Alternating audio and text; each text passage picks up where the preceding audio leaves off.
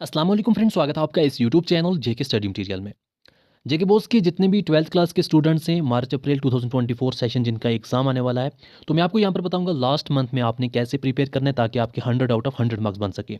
आपके लिए important topics क्या हैं, आपका जो पेपर पैटर्न है वो किस हिसाब से रहने वाला है, क्योंकि पहले आपको 100 में से पेपर आता था, अब आपको आउट ऑफ 80 आएगा। रिलेटेड टॉपिक कौन से हैं, हार्ड्स क्वेश्चन कैसे पूछे जाएंगे, उनके लिए कैसे प्रिपेयर करना है, यूनिट वाइज मार्क्स डिस्ट्रीब्यूशन कैसे रहेगी, तो सब कुछ मैं आपको डिटेल में समझाऊंगा। आपने ये वीडियो एंड तक देखना है। अगर आपको किसी और सब्जेक्ट पर भी ऐसा सेम वीडियो चाहिए, कमेंट करके ज़रूर बताना ताकि नेक्स्ट हम उन सब्जेक्ट्स पर भी वीडियो ला सकें।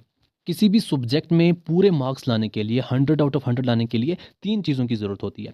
सबसे पहले आपने पूरा सिलेबस पढ़ना होता है कि सिलेबस में से हमने कौन-कौन से टॉपिक पढ़ने हैं। सिलेबस ही के क्वेश्चंस आपको आते हैं, सिलेबस में से ही आपको टॉपिक्स पूछे जाते हैं। जब आपने सिलेबस अच्छे से रीड किया, फिर आपने देखना है आपका पेपर पैटर्न क्या रहने वाला है। पहली चीज़ होगी सिलेबस, सेकंड चीज़ होती है पेपर पैटर्न। पेपर पैटर्न से आपको ये चीज़ पता चलती है कि हमें क्वेश्चन जो पढ़ने हैं, वो अप टू कितने वर्ड्स होने चाहिए। हमने जो अपना यहाँ पर क्वेश्चन याद करना है, वो कितने वर्ड्स तक होना चाहिए, कैसे याद करना है, हमारा पेपर जो है वो किस हिसाब से आएगा, लॉन्ग, शॉर्ट, मीडियम कितने क्वेश्चन होंगे।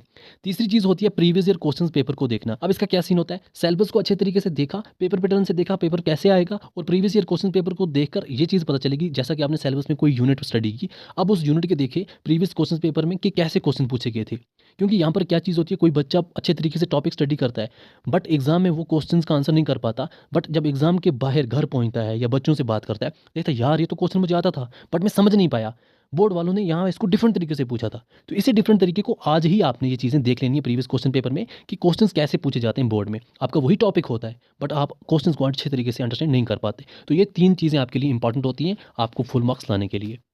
सबसे पहले हम पेपर पैटर्न को समझेंगे, इसी हिसाब से फिर हम आगे सिलेबस पर अप्लाई कर पाएंगे कि सिलेबस में हमने क्या कुछ कैसे पढ़ना है। जैसा आपका सेक्शन ए आएगा जिसमें आपको 10 ऑब्जेक्टिव टाइप क्वेश्चन आएंगे, जैसा कि उसमें आपको एमसीक्यूज हो सकते हैं, उसमें आपको फिल इन द ब्लैंक्स हो सकती हैं, उसमें आपको डेफिनेशन हो सकती है। टोटल आपको 10 होंगे, हर कोई क्वेश्चन 1 मार्क्स का होगा, टोटल बनेंगे 10 मार्क्स। ऐसे ही आपका सेक्शन बी होता है जिसमें आपको 9 शॉर्ट आंसर टाइप क्वेश्चन होंगे, जो 9 होंगे शॉर्ट आंसर टाइप क्वेश्चन, हर कोई क्वेश्चन 2 मार्क्स का होगा, तो आपको यहाँ पर बनेंगे 18 मार्क्स। पहले आपको यहाँ पर ऑब्जेक्टिव टाइप से बनेंगे 10 मार्क्स, सेक्शन बी से 18 मार्क्स, फिर आपको यहाँ पर जो सेक्शन सी है, यहाँ पर आपको 4 मार्क्स वाले क्वेश्चन होंगे, टोटल आपको यहाँ पर 7 क्वेश्चन होंगे, यहाँ पर भी बनेंगे आपको टोटल 28 मार्क्स। एंड आपका सेक्शन डी, यहाँ आपको एक पैसेज होगी, पूरी पैसेज आपके सिलेबस में से ही पूछी जाएगी। उस पैसेज के एंड पर 3 क्वेश्चन होंगे, हर कोई क्वेश्चन आपको 2 मार्क्स का होगा, तो टोटल इस पैसेज के आपको 6 मार्क्स बनेंगे। अब जो पैसेज से क्वेश्चन आएंगे वो पूरे आपको इसी पैसेज से निकलेंगे, जो आप ऊपर पैसेज उस टाइम पढ़ोगे आप इजीली आंसर कर पाओगे, मैं आपको यहाँ पर दिखाऊंगा भी।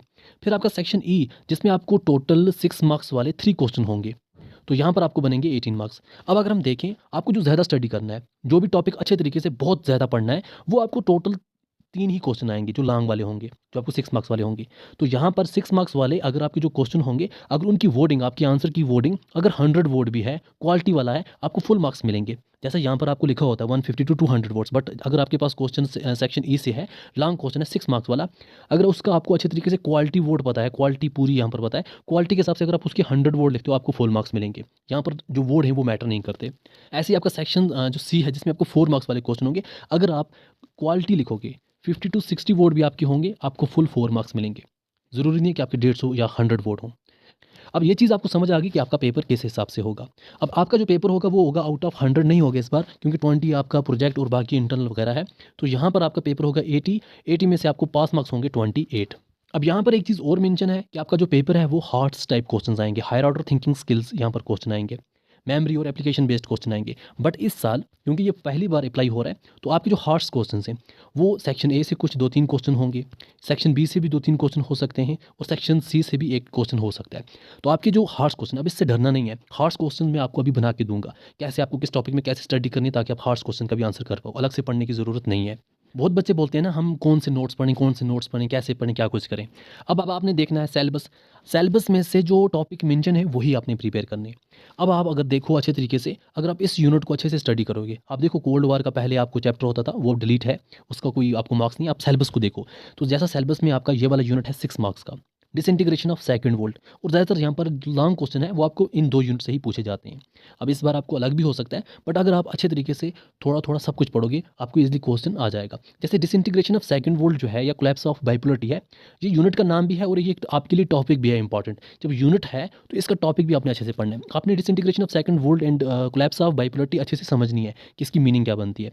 फिर आपने यहाँ पर जो छोटी छोटी चीज़ें हैं ये भी पढ़नी है। यहाँ से भी आपके इजीली नोट्स बनेंगे। अब जैसा आपका सेकंड यूनिट है, सेकंड यूनिट आपके 6 मार्क्स, आप बोलोगे हमें इंपॉर्टेंट क्वेश्चन चाहिए, आप फोकस करो आपके जो टॉपिक्स हैं वो उन पर। जैसा आपको सेकंड यूनिट है 6 मार्क्स का, यहाँ पर टोटल 4 टॉपिक्स ही आपने स्टडी करने। Rise of China as an economic power, आपने इसको अच्छे तरीके से पढ़ा, आपका एक नोट है, इसको डिटेल में समझो। फिर ऐसे ही आपको creation and expansion of European union, इसको आप अच्छे से समझो कि क्या बोल रहा है। एशियान के बारे में, India's changing relation with China के बारे में। अब जब इनको अच्छी तरीके से समझोगे ना, आपके सभी क्वेश्चन यहाँ से निकलेंगे। अगर फॉर एग्जाम्पल हम यहाँ से ही उठाते हैं थोड़ा बहुत आपको समझाने के लिए, अगर आपको 6 मार्क्स का एक क्वेश्चन आता है तो आपको क्वेश्चन आ सकता है rise of China as an economic power, इसके बारे में बताओ। तो आपने डिटेल में समझा, आप इसके 6 मार्क्स का आंसर कर पाओगे। एक्सपेंशन ऑफ यूरोपियन यूनियन आप इजीली कर पाओगे अच्छे तरीके से, इनकी अप टू 100 वर्ड्स तक अगर आप अच्छे से नोट बनाओगे, सब कुछ अच्छे से समझ जाएगा, अच्छे से निकल जाएगा। एशियान के बारे में आपको क्या आ सकता है, शॉर्ट क्वेश्चन आ सकता है। एशियान जो है वो एस्टैब्लिश कब हुआ, सिंपली इसका 1967 में ही एस्टैब्लिश हुआ, आप लिख सकते हो। एशियान की जो फुल फॉर्म है वो क्या है, association of south east Asian nation, आप इजीली कर पाओगे। थोड़ा बहुत इसको समझे कि ज़रूरत क्या है, स्टार्ट में इसके साथ 5 कंट्रीज ऐड हुई थी, उसके बाद क्या हुआ, थोड़ा थोड़ा आपने अच्छे से पढ़ना है, तो ये चीज़ें आ जाती हैं। अब जैसा कि आपको हार्ड्स क्वेश्चन इससे अगर कोई पूछा जाए, वो कैसे पूछा जाएगा। हार्ड्स क्वेश्चन देखो कोई बड़ी बात नहीं है, हार्ड्स क्वेश्चन में आपको यहाँ पर ज़्यादा टफ नहीं पूछा जाएगा। हार्ड्स क्वेश्चन अगर हम देखें, सिंपल क्वेश्चन, एशियान के बारे में आपको सिंपल क्वेश्चन पूछा जाएगा कि एशियान क्या है, आपको सिंपल क्वेश्चन एशियान क्या है, उसमें कितनी कंट्रीज हैं। अगर हम इसी को हार्ड्स क्वेश्चन बनाएं तो आपको पूछा जाएगा एशियान बना ही क्यों, एशियान की नीड क्यों बनी पड़ी कि एशियान बनाना पड़ा। अब जब एशियान का नोट्स आपने पढ़ा है कि एशियान का मतलब ये है, इस वजह से बना क्योंकि इसमें ये ज़रूरत थी, तो आप इसका आंसर कर पाओगे। तो यहाँ पर आपको हार्ड्स क्वेश्चंस, आपको सिंपल क्वेश्चन सब निकल जाएंगे जब आप सिलेबस के हिसाब से पूरा अच्छे से स्टडी करोगे। जैसे इस अगर आप यूनिट को देखो, 4 टॉपिक्स आपने टोटल पढ़ने हैं, आपको 6 मार्क्स बन गए। अब आपको क्या इंपॉर्टेंट क्वेश्चन ढूंढने की ज़रूरत, सब कुछ आपको यहाँ से ही मिल रहा है। ऐसे अगर आपने, मैं आपको दिखाता हूँ, ये वाला भी बिल्कुल ईजी यहाँ पर यूनिट है, यहाँ से भी आपने सिलेबस के हिसाब से टॉपिक्स देखने हैं। अगर आप देखो ये वाला international organisation in a unipolar world, 6 marks का है, यहाँ पर भी कोई ज़्यादा टॉपिक्स नहीं है। एक टॉपिक यहाँ पर है restructuring and the future of UN, ये आपने अच्छे तरीके से पढ़ा। फिर India's position in the restructure UN, India की क्या पोजीशन है यूएन में। फिर आपको यहाँ पर rise of new international actor, जैसा कि न्यू इंटरनेशनल इकोनॉमिक ऑर्गेनाइजेशन, एक यहाँ पर ये आ गया, थोड़ा एनजीओज के बारे में। How democratic and accountable are the new institution of global governance. तो यहाँ से भी आपको 4 से 5 ही टॉपिक बनते हैं, 4-5 क्वेश्चन यहाँ से याद किए, 4-5 ऊपर से 3-4 यहाँ से, तो आपके यहाँ पर खुद ही इंपॉर्टेंट क्वेश्चन यहाँ पर बनते हैं।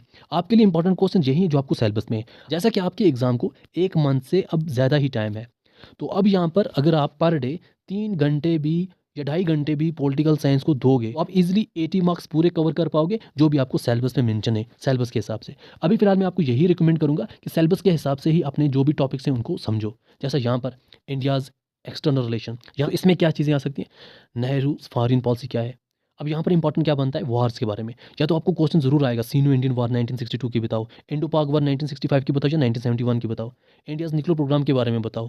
तो ऐसे ऐसे क्वेश्चंस आपको, या इंडियाज रिलेशन आपको बतानी पड़ेगी, पाकिस्तान के साथ क्या है, चाइना के साथ क्या है, रशिया के साथ क्या है, ऐसे ऐसे क्वेश्चंस आपको यहाँ पर बनेंगे। अब ऐसा ही यहाँ पर आपको 4 मार्क्स का क्वेश्चन आ सकता है, गरीबी हटाओ के बारे में, इसके बारे में बताओ, इंडियाज़ विक्ट्री इन 1971 के बारे में बताओ। तो ऐसे ऐसे क्वेश्चन आपको यहाँ पर पूछ जाएंगे जो जो आपको सिलेबस में होंगे। अगर आप देखो आप मॉडल पेपर को, मॉडल पेपर में आपको क्वेश्चंस क्या पूछे गए थे, एक तो यही पूछा गया था डिसइंटीग्रेशन ऑफ सेकंड वर्ल्ड क्या था, उसके बारे में आपने बताना था। तो ये चीज़ें आपको यहाँ पर ऑलरेडी मेंशन होती हैं, तो जो जो सिलेबस में मेंशन होता है वही क्वेश्चन पूछे जाते हैं, उससे बाहर नहीं आते। अब यहाँ आप सिलेबस पूरा समझ सकते हो कि हाँ सिलेबस में हमने क्या कुछ पढ़ना है। अब जैसा ये वाला यूनिट आपको 2 मार्क्स का है, इसमें आपको लॉन्ग पढ़ने की ज़रूरत क्या है, आपने सिर्फ बेसिक समझना, 5 ईयर प्लान होता क्या है, और थोड़ा थोड़ा इसके बारे में समझना है, बाकी ज़्यादा कुछ नहीं पढ़ना है। 2 मार्क्स के लिए आपको इतना ही पढ़ना है। As a crisis of constitutional order, थोड़ा बहुत यहाँ पर बेसिक चीज़ें समझनी है। अब जैसा कि आपको मॉडल पेपर में इस यूनिट से पैसेज पूछी गई थी जो 6 मार्क्स वाली थी, तो इस बार भी चांसेस यही है कि आपको पैसेज यहीं से पूछा जाए, क्योंकि यहाँ के कुछ इंपॉर्टेंट इतने वैसे क्वेश्चन यहाँ पर नहीं बनते हैं। पैसेज के लिए ये यूनिट बेस्ट है। फिर भी आप इस यूनिट को अच्छे तरीके से समझ के रखना कि हाँ यहाँ पर क्या कुछ पूछा जा सकता है, तो ये चीज़ें। बाकी आप इंपॉर्टेंट टॉपिक्स खुद देख सकते हो, जो जो सिलेबस में सब कुछ इंपॉर्टेंट है फिलहाल के तौर पे। जब आपको एग्जाम नज़दीक रहा तो मैं आपको और इंपॉर्टेंट क्वेश्चन प्रोवाइड करूँगा, बट अभी फिलहाल आप सिलेबस के हिसाब से ही प्रिपेयर करो, जो जो यहाँ पर मेंशन है।